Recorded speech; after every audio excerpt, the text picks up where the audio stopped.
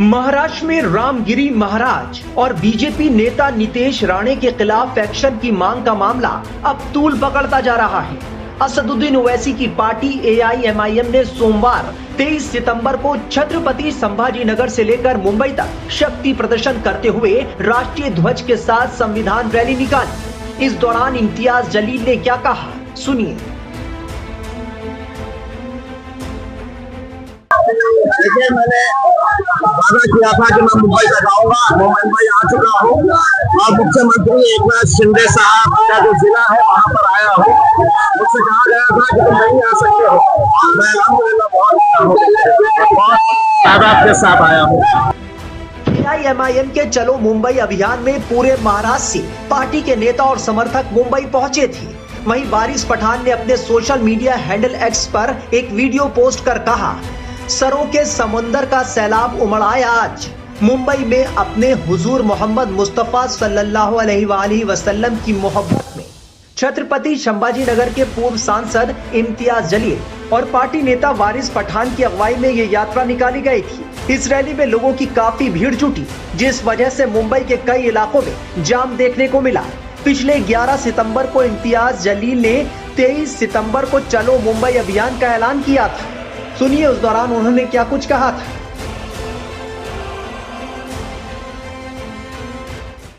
देखिए साहब, सरकार जानती है महाराष्ट्र के अंदर जो हरकतें हो रही है वो सरकार द्वारा ही चलाई जा रही है। पुलिस का कैसे इस्तेमाल किया जा रहा है, बहुत दुर्भाग्य के साथ ये कहना पड़ रहा है। आज महाराष्ट्र में जो जाति, धर्म और मजहब की दीवारें खड़ी की जा रही है, जो दंगा भड़काने की कोशिशें की जा रही है, जो स्टेज के ऊपर खुले आम मुसलमानों को गालियां दे रहे हैं, ये धमकी दे रहे हैं कि हम मस्जिदों में घुस कर मारेंगे, तो क्या ये के क्रिमिनल एक्ट नहीं है? क्या इसके ऊपर कार्रवाई नहीं होनी चाहिए? नहीं हो रही है। इस वजह से हमने ये फैसला किया कि हम मुंबई तक जाएंगे और महाराष्ट्र की सरकार, विशेषकर मुख्यमंत्री एकनाथ शिंदे साहब, जिन्होंने उस रामगिरी का समर्थन करते हुए ये कहा था की तुझ्या केशालाही आम्ही हात लावू देणार नाही, म्हणजे इसका मतलब ये है कि जो मानसिकता इस रामगिरी की है वही मानसिकता लेके महाराष्ट्र के मुख्यमंत्री अगर काम कर रहे हैं, तो हम उन्हें यह एहसास दिलाने के लिए जा रहे थे कि ये देश चलेगा तो कायदे के हिसाब से, ये राज्य चलेगा तो कानून के हिसाब से चलेगा।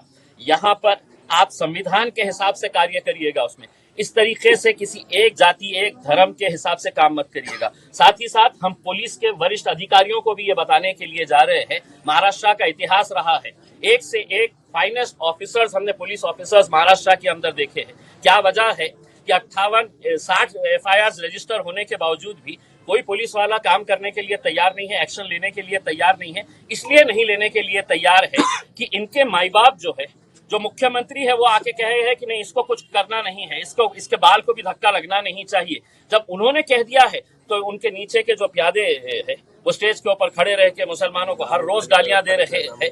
तो हम सिर्फ अकेले मुसलमान जा रहे हैं ऐसा नहीं है।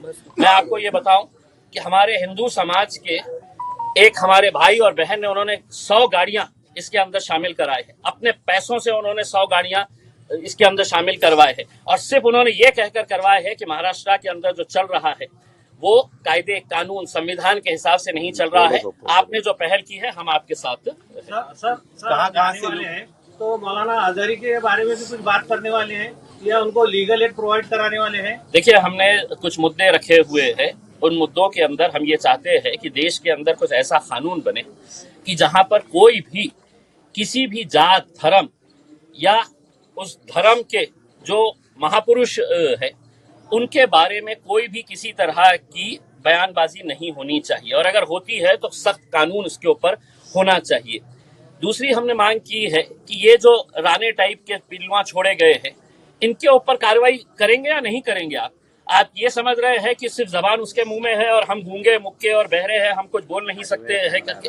बोलना हमें भी आता है, लेकिन हमारी संस्कृति, हमारी तहजीब और हमारा मजहब इसकी इजाजत नहीं देता है कि हम किसी दूसरे मजहब के बारे में, दूसरे धर्म के बारे में हम इस तरह की बयानबाजी करें। तीसरा हमने ये कहा है, जो है उन्होंने सिर्फ एक शेर पढ़ा था, उस शेर के अंदर किसी जात का जिक्र नहीं था, किसी धर्म का जिक्र नहीं था, किसी इंसान के बारे में नहीं कहा गया था। उस शेर की बुनियाद के ऊपर 1 साल से ज्यादा का वक्त हो गया है, वो जेल में है। तो क्या इस तरह का कानून चलता रहेगा साहब कि जिसको जो बोलने की इजाजत हमने दिए है तुम बोलो, हम कुछ नहीं करेंगे, और खास लोगों ने अगर जरा से अभी कुछ कर दे, हम मुंह भी कर दे ले, तो हमारे पीछे पड़ जाएंगे। और वो खुलेआम नंगा नाच कर रहे हैं, उसके ऊपर कोई कार्रवाई नहीं करेंगे। तो हम चले हैं मुंबई की तरफ, जाके हो तो संविधान देंगे, उन्हें याद दिलाएंगे कि साहब इससे कब देश चलेगा। कहाँ से लोग आपकी इस रैली में तब मुझे नहीं पता है, लेकिन मैंने पहली मर्तबा ये कहा था कि महाराष्ट्र के इतिहास के अंदर इतनी बड़ी रैली नहीं होगी करके। आप नासिक के बाद देखेंगे, मैं यकीन के साथ कह सकता हूँ कि हिंदुस्तान की तारीख के अंदर इतनी बड़ी रैली नहीं निकली होगी जो आज आपको देखना। नीतीश राणे के जिस बयान को लेकर बवाल मचा है, उस पर खुद नीतीश राणे का क्या कहना है, सुनिए। हमको ये स्टेटमेंट क्यों देनी पड़ी, इस बारे में थोड़ा सोचना चाहिए, थोड़ी मालूमात लेनी चाहिए। जब से हमारे महंत रामगिरी महाराज जी ने एक स्टेटमेंट दी है, उसके बाद जो व्यक्ति ने उस स्टेटमेंट का समर्थन किया है, जो व्यक्ति ने उनके स्टेटमेंट का व्हाट्सएप स्टेटस रखा है, उनके घर पे जाके उनको मार डालने की धमकी दी जा रही है। पूना में पिछले हफ्ते पूना जिलाधिकारी कलेक्टर ऑफिस के बाहर एक मोर्चा निकाला गया, और वो मोर्चे में रामगिरी महाराज जी को धमकाया गया और सर तन से जुदा इस तरीके की घोषणाएं दी गई। तो मतलब हमारे महाराष्ट्र का हिंदू समाज जो रामगिरी महाराज को समर्थन करेगा, उसको आप मार डालोगे क्या, उसका सर तन से जुदा करोगे क्या? डॉक्टर बाबा साहब अम्बेडकर जी के संविधान के माध्यम से जो कुछ सजा अभी एफआईआर रामगिरी महाराज जी के ऊपर भी हुई है, जो सजा उनको एफआईआर के माध्यम से होगी, वो केस इन्वेस्टिगेशन होगा, स्टेटमेंट देखा जाएगा, उसके बाद होगा ना। मगर ये मार डालने की जो कि धमकियां दी जा रही है हिंदू समाज के अलग अलग लोगों को, हमारे देश में, हमारे महाराष्ट्र में शरिया कायदा अभी तक लाया गया नहीं है। तो इसलिए अगर आप हमको सर तन से जुदा की घोषणाएं देंगे, तो हम किसी पार्टी के आमदार होने के पहले, किसी पार्टी के कार्यकर्ता होने के पहले, हम भी एक हिंदू है और हम भी उसी तरीके का एक्शन टू रिएक्शन देंगे। उसी तरीके, वही तरीके का संदेश कल हमने हमारे मोर्चा और हमारे सभा के माध्यम से दिया है। आपका गब्बर वाला स्टेटमेंट भी आया हो, क्योंकि महाराष्ट्र में रहने वाला जो हिंदू समाज, उसको जो अलग अलग तरीके से डराया जा रहा है, उस परिस्थिति को देखते हुए हमारे हिंदू समाज भी किसी से डरता नहीं। हम भी हिंदू समाज के साथ में हैं। हमारे तरफ कोई गलत नजर से देखेगा तो हम भी चुप बैठेंगे नहीं, और उसी को नजर में रखते हुए मैंने वो गब्बर का स्टेटमेंट मैंने दिया। एआईएमआईएम नेता इम्तियाज जलील ने पूर्व केंद्रीय मंत्री नारायण राणे के बेटे और बीजेपी नेता नीतीश राणे के खिलाफ कार्रवाई की मांग की है। इसके अलावा हिंदू संत रामगिरी महाराज के खिलाफ भी कार्रवाई की मांग की गई है। एआईएमआईएम का कहना है कि महाराष्ट्र के मुख्यमंत्री और डीजीपी मामले का संज्ञान लेकर तत्काल उचित कार्रवाई करें, संविधान का पालन करें।